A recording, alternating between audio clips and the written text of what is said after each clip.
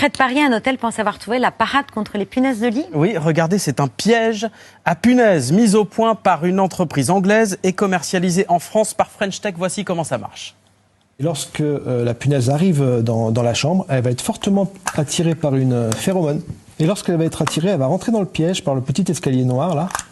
Une fois qu'elle est dans le piège, elle est piégée. Elle ne peut plus ressortir. Elle va être photographiée grâce au petit appareil photo ici et au miroir. Et grâce à l'intelligence artificielle, on va pouvoir dire si c'est une punaise de lit. Si c'est une punaise de lit, l'établissement reçoit automatiquement un mail avec le numéro de la chambre. Alors Audrey Payas et Salomé Delattre se sont rendus pour le 5 sur 5 à l'hôtel Ibis de Montlhéry, près de Paris. C'est le tout premier en France qui s'est équipé, il y a 3 ans maintenant. Aujourd'hui, des boîtiers dans toutes les chambres de l'établissement.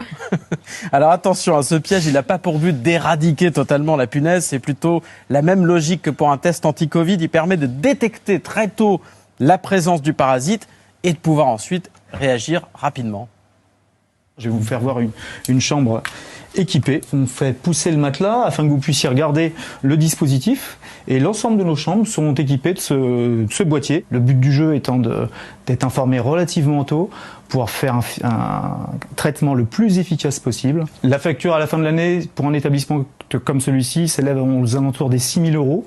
Mais ces 6 000 € sont largement rattrapés parce que dès qu'il y a détection de punaises de lit, on traite immédiatement et ça nous permet de relouer le plus rapidement la chambre. Et des boîtiers comme celui-ci ont été installés dans 50 hôtels en France. Il n'y a pas qu'à l'Ibis de Montlhéry, Patrick Cohen. Ah bon. Et c'est en train de marcher à plein gaz depuis la recrudescence d'alerte ces derniers mois. L'entreprise French Tech nous dit crouler sous les demandes.